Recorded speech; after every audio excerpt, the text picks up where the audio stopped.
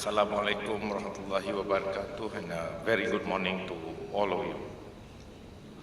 Dr. Raymond Maiden, Chief Executive Officer of Asian Institute of Finance, Saudara Maslamani, Chairman of Compliance Officers Networking Group, distinguished guests, ladies and gentlemen.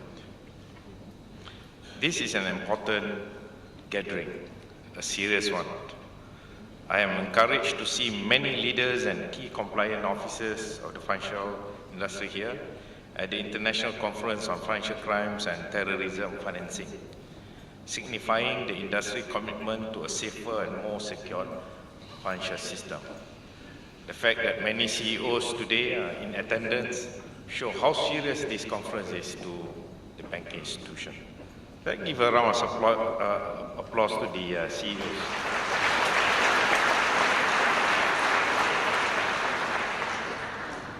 It is worth repeating that public trust and confidence in the financial system cannot be compromised. The costs of financial crimes and terrorism financing are staggering. Based on United Nations Office on Drugs and Crime, money laundering transactions are estimated to cost economies between 2 to 5% of global GDP. This equals to $1 to $2 trillion annually. It is a humongous amount. Beyond monetary terms, these activities have destructive consequences for the lives of many, especially the poor and the underprivileged. We must do better on this if we really want to future-proof our financial system. 3 points are worth mentioning. First, compliance is not the end. It is a means to an end. Second, compliance should be viewed within a broader context of a financial institution, responsibilities to society. And third, compliance should be approached in partnership with other key participants in the financial system. Ladies and gentlemen, the past decade has been a turning point for compliance. Arising from major systemic failures of governance, regulators have since elevated the importance of compliance. For good reason. This has led to tighter regulation, greater scrutiny, and stronger enforcement. Financial institutions have in turn invested heavily in their compliance function. It is estimated that some firms could spend up to 10% of its revenues on compliance within the next few years. This is by no means an insignificant amount. Yet, as we have seen over the recent years, this has not put a stop to money laundering and terrorism financing. A case in point is a major bank in the Asia-Pacific region, which is being investigated for more than 50,000 violations of money laundering and terrorism financing. Perhaps we need to take a step back and question if industry has the right understanding of compliance.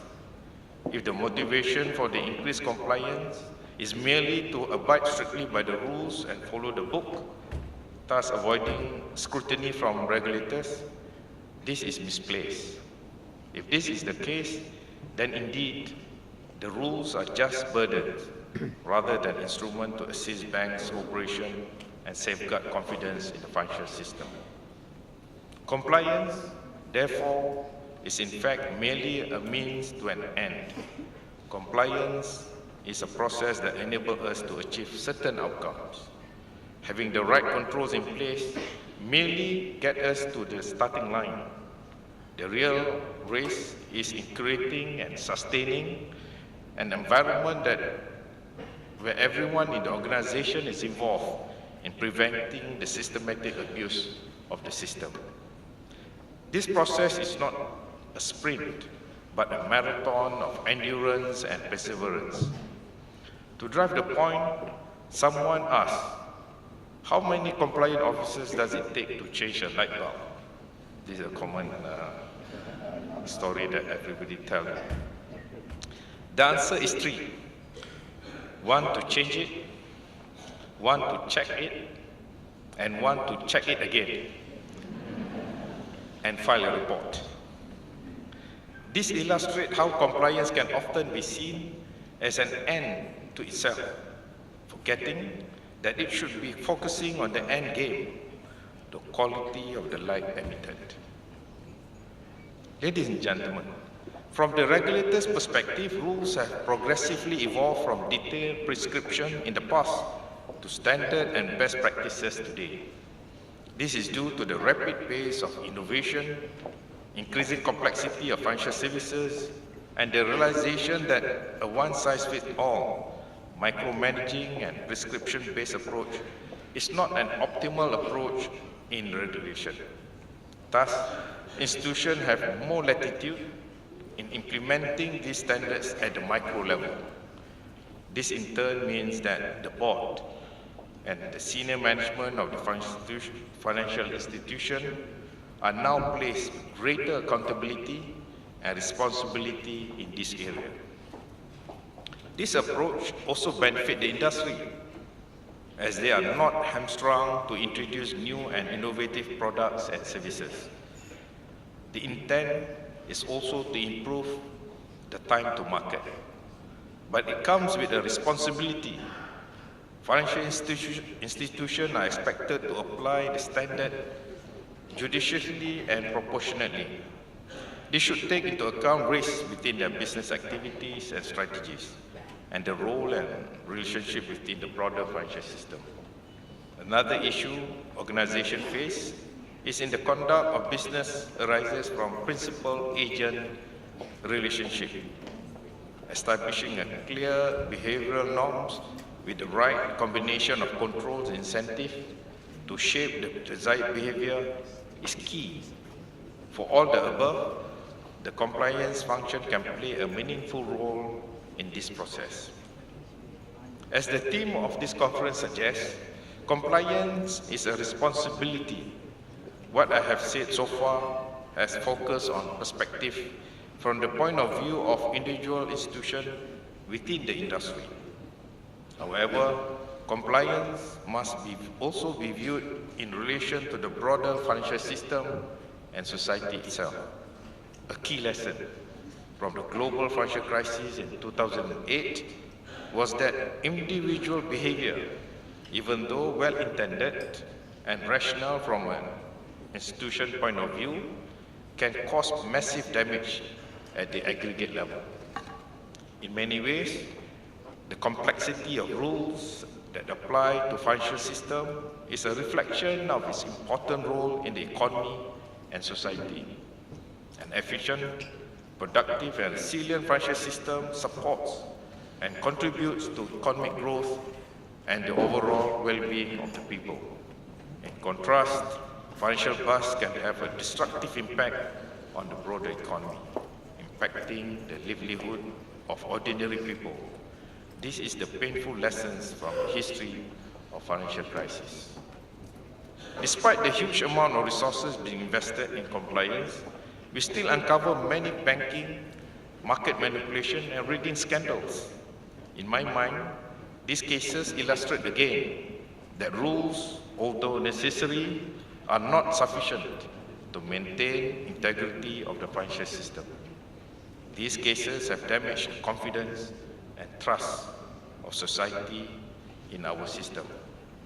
One solution for this is a stronger focus on ethics and professional standards to take into account how action impacts the wider society. In other words, financial institutions must recognize and embrace their role as a responsible corporate citizens. This means establishing a framework that promotes ethical behavior and decision, going beyond what the letter of the law permits to understanding and complying with its spirit, and seeking opportunities to add value and contribute to the well-being of society. Ladies and gentlemen, viewed from this perspective, the values of our responsible citizens are antithetical to money laundering, terrorism financing, and illegal behavior. Anyone who is a responsible citizen will not engage in these activities and actively seek to eradicate them. With no shortage of examples in recent years of financial institutions that flirted with questionable conduct, it should also be very clear by now that involvement in illegal activities is fundamentally incompatible with the trust the public expects of financial institutions. In today's world, no one has the monopoly of knowledge, power, and competence. It is not solely the job of the regulator to ensure the integrity of the financial system. The industry needs to be an active and responsible partner. All parties have a stake to ensure that the system is not only functional, but thriving. Bank Negara Malaysia will continue to remain firm in ensuring the orderly conduct of the financial system. We expect financial institutions to adhere to a strong compliance and corporate governance standard. We have not hesitated to impose hefty fines when circumstances warranted such action. Between 2015 to June 2017, a total of 115 million ringgit of fines and penalties were imposed on institutions for breaching our regulation and affecting the integrity of the financial system. Moving forward, effective January 2018, the bank will publish enforcement action taken against financial institutions and intermediaries for non-compliances with rules and regulations. This aims to further increase the impact of enforcement action as a credible deterrent.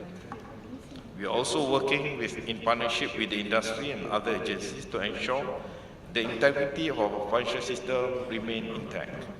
For example, over the last 3 months, a total of 415 names of individuals who are involved in facilitating financial scams have been shared among financial institutions. This is a joint initiative by the Association of Banks in Malaysia and supported by the Royal Malaysian Police and the Central Bank. To coordinate and expedite action against operators of financial scams, a task force led by the Attorney General Chambers have also been established under the National Coordination Committee to counter money laundering. Ladies and gentlemen, our regulatory approach will continue to strike a right balance between innovation and stability of the system.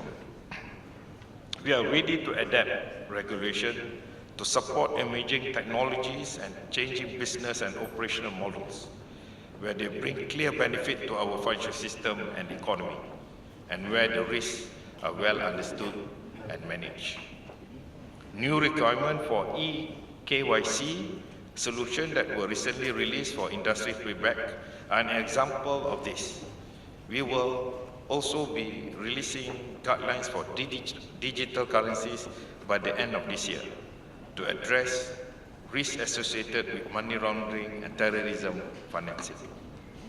Last but not least, let me state that Bank Negara Malaysia values our cross-border partnership with financial intelligence and law enforcement agencies. We will continue to cooperate constructively with our counterparts, including through our membership in Financial Action Task Force, to safeguard the integrity of the global financial system. This partnership at the international level is increasingly critical as money laundering and terrorism financing transcend borders. But more importantly, our efforts are to secure the future of our economy and the trust of our people by effectively preventing abuses of the financial system for criminal purposes. In my remarks, I have outlined that to future-proof compliance, we must change the way we think about the subject.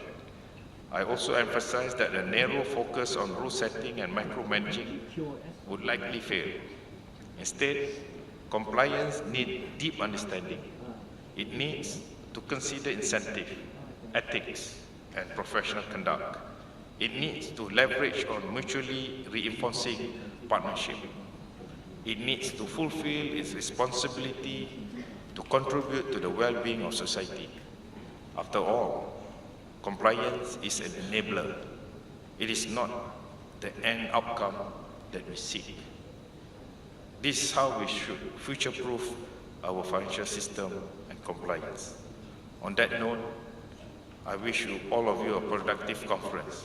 And with that, I officially open the Conference on International Financial Crimes and Terrorism Financing 2017. Thank you.